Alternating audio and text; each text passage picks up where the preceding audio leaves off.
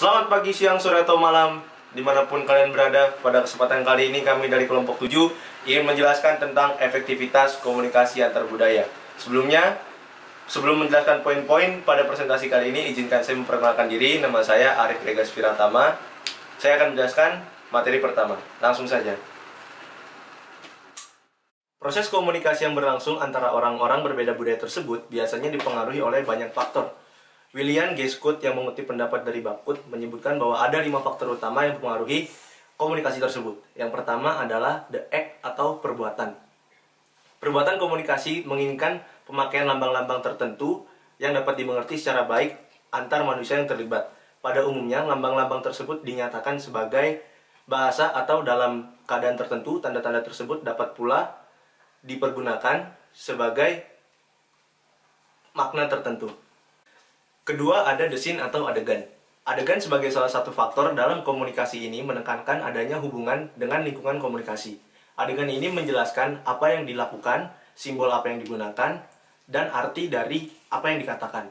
Dengan pengertian adegan ini, apa yang dimaksudkan yakni sesuatu yang akan dikomunikasikan dengan melalui simbol apa, komunikasi tersebut akan disampaikan. Selanjutnya ada the agent atau pelaku. Individu-individu yang mengambil bagian dalam hubungan komunikasi dinamakan sebagai pelaku. Pengirim dan penerima atau komunikator dan komunikan dalam hubungan komunikasi ini adalah contoh dari pelaku-pelaku komunikasi tersebut. Dari perannya itu seringkali saling menggantikan dalam situasi komunikasi yang berkembang. Nah, untuk bagian-bagian selanjutnya akan dijelaskan oleh teman saya, yaitu April atau Pite. Masuk, Teh. Halo. Ya, di sini saya akan menjelaskan tentang agensi. Apa itu agensi? Agensi adalah alat-alat itu selain dapat berwujud komunikasi lisan, tatap muka, dapat juga alat komunikasi tertulis seperti surat perintah, memo, buletin, nota, surat tugas, dan lainnya yang sejenis. Kemudian, the purpose atau tujuan, menurut Grace dalam buku Komunikasi Administrasi dan beberapa faktor penyebab kegagalannya, karangan Miftah Toha, ada 4 tujuan tersebut, yaitu 1. Tujuan fungsional ialah tujuan yang secara pokok bermanfaat untuk mencapai tujuan-tujuan organisasi atau lembaga. Yang kedua, tujuan manipulasi. Tujuan ini dimaksudkan untuk menggerakkan orang-orang yang mau menerima ide-ide yang disampaikan, baik secara maupun tidak dengan nilai dan sikapnya sendiri. Ketiga, tujuan ini bermaksud untuk menciptakan tujuan-tujuan yang bersifat kreatif. Komunikasi ini dipergunakan untuk memungkinkan seseorang mampu mengungkapkan perasaan tadi dalam kenyataan. Yang keempat, tujuan keyakinan. Tujuan ini bermaksud untuk meyakinkan atau mengembangkan keyakinan orang-orang pada lingkungan. Faktor-faktor tersebut di atas juga menjadi salah satu penentu sebuah komunikasi itu berjalan efektif. Berdasarkan hal itu pula kita bisa menentukan strategi atau metode komunikasi yang digunakan dalam proses komunikasi. Komunikasi yang efektif dapat terwujud bila strategi dan metode komunikasi yang digunakan juga tepat. Strategi komunikasi yang efektif sangat penting diperhatikan dalam sebuah proses komunikasi. Seperti yang disampaikan oleh Onong yang mengatakan bahwa di kalangan militer terdapat ungkapan yang amat terkenal yang berbunyi to win the war, not to win the battle. Yang jika diterjemahkan dalam bahasa Indonesia adalah berarti memenangkan perang, bukan memenangkan pertempuran. Kemudian untuk materi selanjutnya akan dibacakan oleh teman saya. Halo, nama saya Raka. Saya akan menjelaskan subbab selanjutnya yaitu aksioma. Aksioma atau postulat adalah pernyataan yang berfungsi sebagai premis atau titik awal untuk alasan dan argumen lebih lanjut. Kata aksioma berasal dari bahasa Yunani, asioma, yang berarti dianggap berharga atau sesuai dan dianggap terbukti dengan sendirinya. Nah, menurut pendapat Gudi Kunz dalam buku Griffin 2003, proses komunikasi antar budaya melalui proses seperti ini ada beberapa tahap. Yang pertama ada self and self concept, didasarkan pada aksioma kelima, merupakan kemajuan dalam melihat harga diri kita ketika kita sedang berinteraksi dengan orang lain dari budaya yang berbeda akan menghasilkan sebuah kemajuan dalam kemampuan kita untuk mengatur kecemasan kita.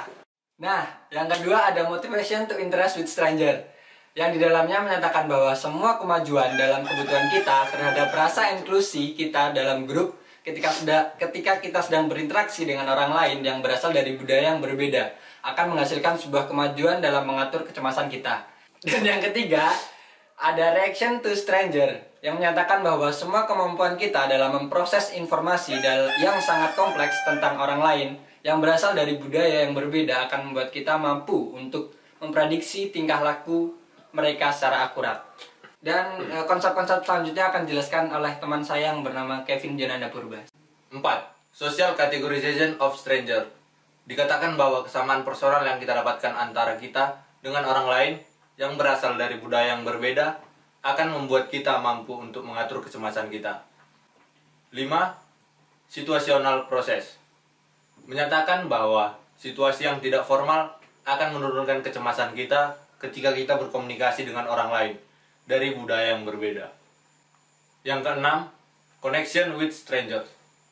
Mengatakan bahwa daya tarik kita kepada orang lain yang berasal dari budaya yang berbeda akan menurunkan kecemasan.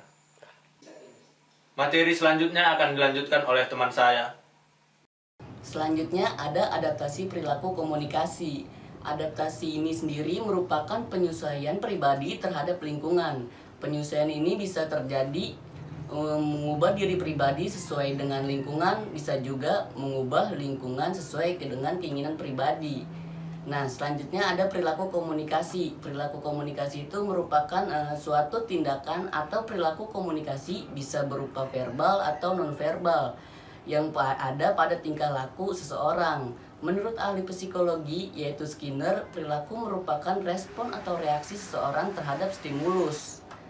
Nah, adaptasi dalam komunikasi antar budaya berdasarkan teori cross-cultural adaptation oleh Jung Yong Kim menyebutkan beberapa hal yang mendasari terjadinya adaptasi antar budaya. Antara lain terjadi karena yang pertama, adanya individu atau orang asing yang berpindah ke suatu tempat yang memiliki ciri budaya yang berbeda dan asing dari budaya yang dimilikinya. Yang kedua, individu atau orang asing tersebut tinggal dan bergantung pada lingkungan baru tempat dia tinggal dengan satu tujuan untuk memenuhi kebutuhan kelompok maupun pribadi. Yang ketiga, individu atau orang asing atau pendatang tersebut setidaknya memiliki pengalaman komunikasi dengan penduduk lokal. Oke, perkenalkan, nama saya Sidki Kunchoro Jati. Saya di sini akan meneruskan penjelasan dari teman saya. Baik, adaptasi setiap individu dapat mempengaruhi perilaku komunikasi berdasarkan lingkungan budaya yang ditempatinya. Pribadi seseorang harus mampu beradaptasi dimanapun dia berada atau di budaya manapun dia tinggal, dan yang pasti hal tersebut akan berpengaruh terhadap perilaku komunikasinya. Seperti contoh kasus, ketika seseorang di luar daerah datang ke suatu daerah yang memiliki iklim, suasana, dan budaya yang berbeda dengan budayanya, maka dia harus mampu untuk beradaptasi dengan tempat barunya. Perilaku komunikasi yang dibawanya dari daerah asalnya itu akan berubah seperti logat, hingga bahasanya juga akan berubah seiring berjalannya waktu. Baik, sekian dari saya, terima kasih.